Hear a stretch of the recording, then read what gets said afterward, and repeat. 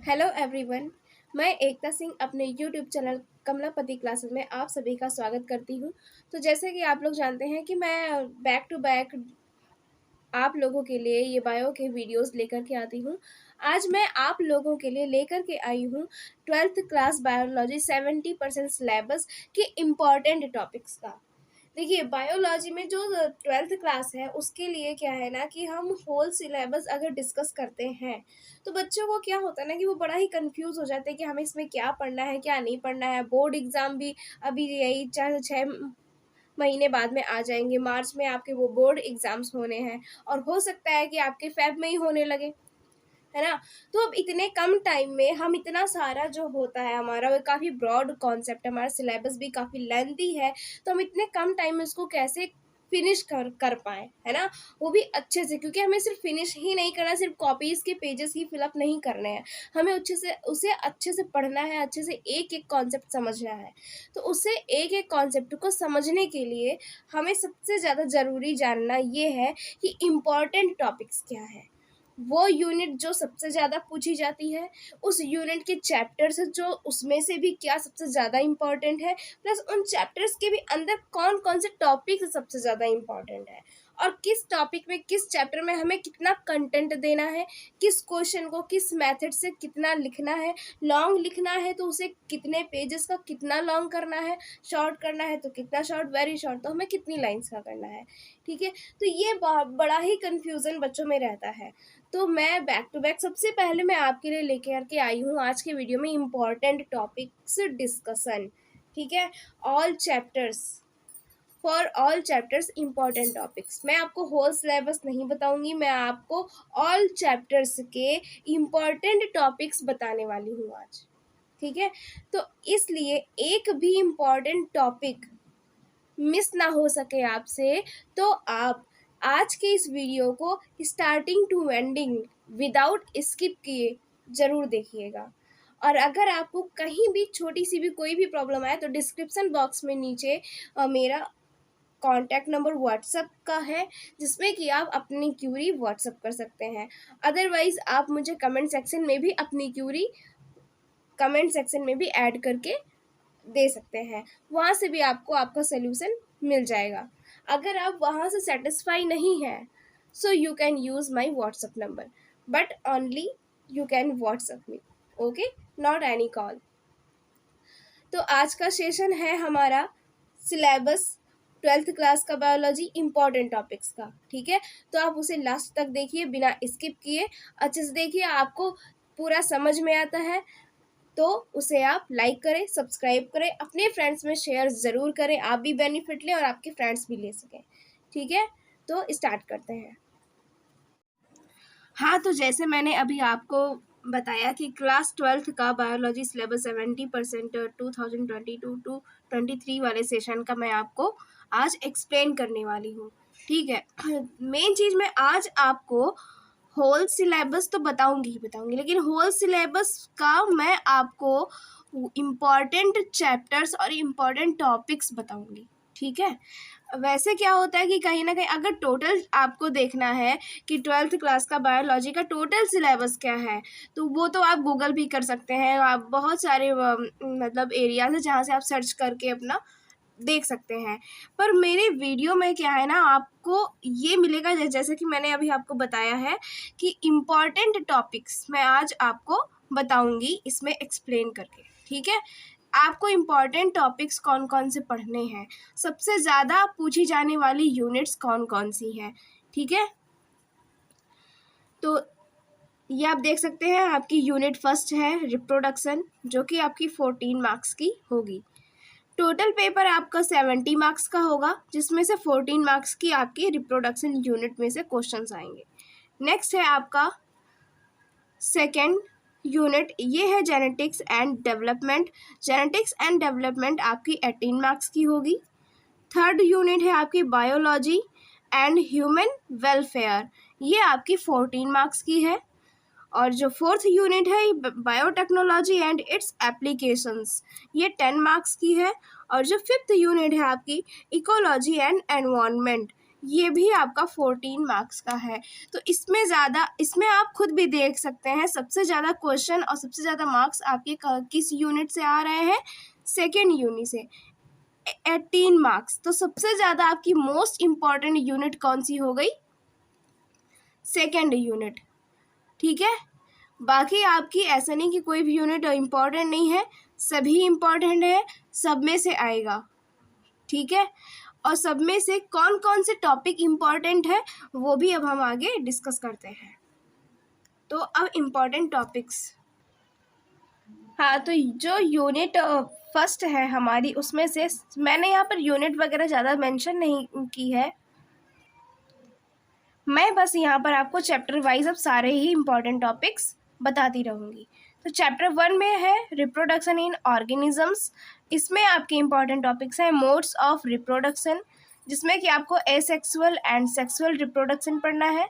Reproduction में फिर आपको एसेक्सुअल रिप्रोडक्शन में आपको बाइनरी फिजन पढ़ना है, स्पोरुलेशन पढ़ना है, बडिंग पढ़ना है, जेम्यूल फॉर्मेशन पढ़ना है।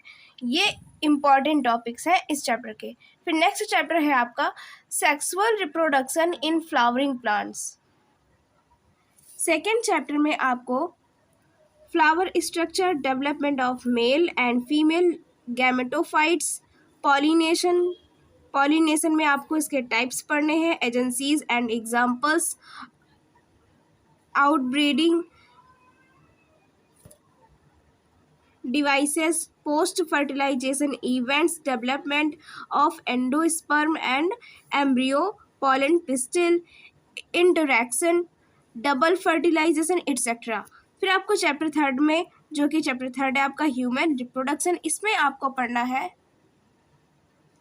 हाँ, तो इसमें इम्पॉर्टेंट टॉपिक्स कौन कौन से हैं, embryo development up to blastocyst formation, menstrual cycle, fertilisation, male and female reproductive systems, microscopic anatomy of testis and ovary, gametogenesis, जिसमें कि आपको पढ़ना है स्पर्मेटोजेनेसिस एंड oogenesis एटसेट्रा। फिर चैप्टर फोर है आपका रिप्रोडक्टिव हेल्थ।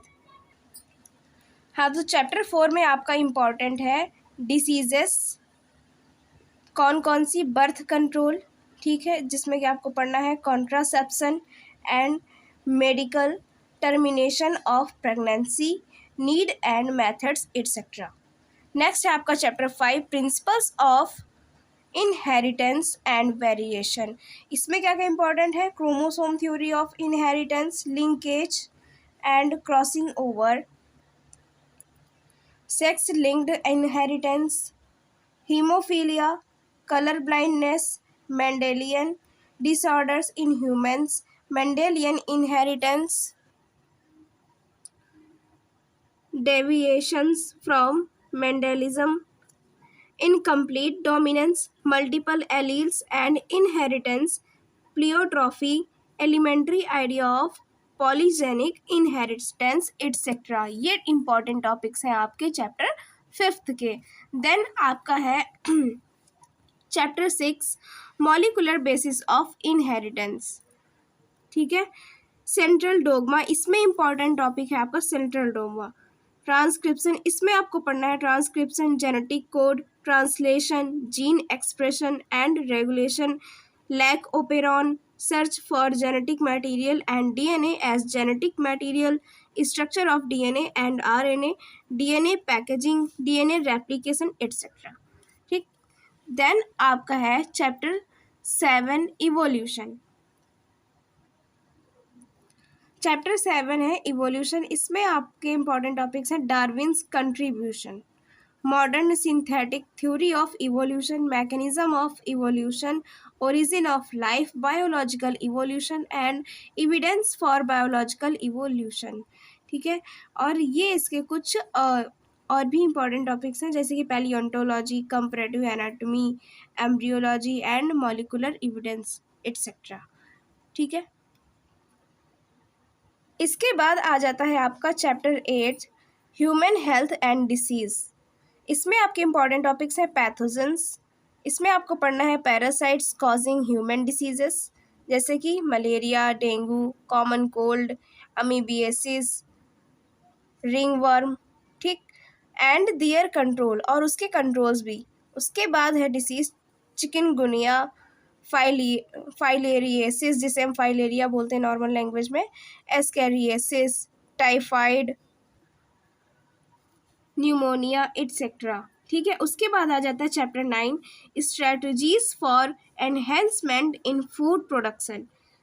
इसमें इंपॉर्टेंट टॉपिक क्या है? Improvement in food production, plant breeding, biofortification, apiculture, tissue culture, single cell protein etcetera. Okay, chapter 10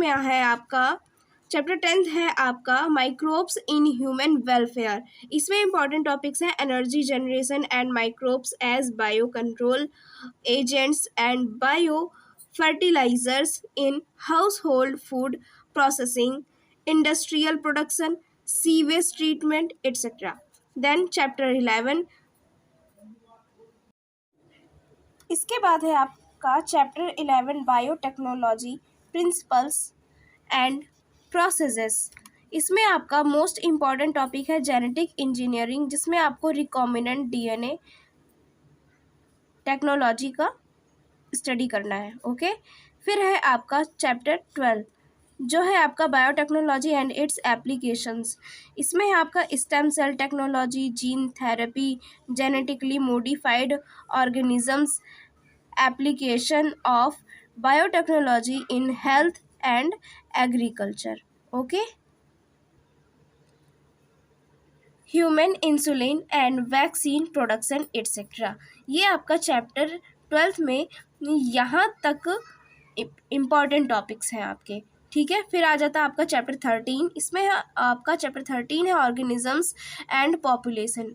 इसमें इंपॉर्टेंट टॉपिक्स हैं population and ecological adaptations, population interactions, mutualism, organisms and environment, habitat and niche, competition, predation, parasitism etcetera. Then फिर आपका आ जाता है chapter 14 इस जो कि है आपका इकोसिस्टम। इसमें है आपका इकोसिस्टम्स और इकोसिस्टम्स से रिलेटेड ऑल टॉपिक्स। ओके, ये आप देख सकते हैं। 6 सीजन तक इसमें आपको अच्छे से स्टडी करना है। देन आपका है चैप्टर 15। चैप्टर 15 है आपका बायोडाइवर्सिटी एंड कंजर्वेशन। इसमें important topic biodiversity, conservation, hot spots, endangered organisms, extinction, biodiversity concept, pattern, importance, loss of biodiversity etcetera. फिर है आपका चैप्टर 16 एनवायरमेंटल इशूज़। इसमें है आप देख सकते हैं एग्रोकेमिकल्स एंड देयर इफ़ेक्ट्स। यही सारी चीज़ें आपको छोटे छोटे टॉपिक्स में इसी को ही पढ़ना है। Ozone layer depletion, air pollution and it's control, water pollution and it's control etcetera, ये सब आपको चैप्टर 16 में पढ़ना है। ठीक है, तो यहाँ से ये जो है सिलेबस आपका इम्पॉर्टेंट टॉपिक्स का फिनिश होता है। और देखिए, जैसे कि मैंने अभी तक जितने भी आपको इम्पॉर्टेंट टॉपिक्स बताए हैं, अगर आप उन्हें साथ साथ में लिख पाए हैं तो बहुत ज़्यादा अच्छी बात है। अगर नहीं लिख पाए हैं तो आप स्क्रीनशॉट ले सकते हैं पॉज करके वीडियो को, और स्क्रीनशॉट लेने के बाद then you can write it. ठीक है, फिर आप उसे लिख सकते हैं बड़ी ही आसानी से। अगर आपको राइटिंग प्रॉब्लम है या कोई भी इशू आ रहा है तो आप मुझे कमेंट सेक्शन में अपना डाउट मेंशन कर सकते हैं, मैं आपका डाउट ज़रूर सॉल्व करूँगी। ओके, हाँ, तो मेरा ये सेशन आज अभी का ये यहीं से कंप्लीट होता है। आपको ये मेरा आज का सेशन कैसा लगा मुझे ये कमेंट सेक्शन में कमेंट करके ज़रूर बताइए। तो आज के लिए इतना ही, मिलती हूँ नेक्स्ट वीडियो में, तब तक के लिए धन्यवाद।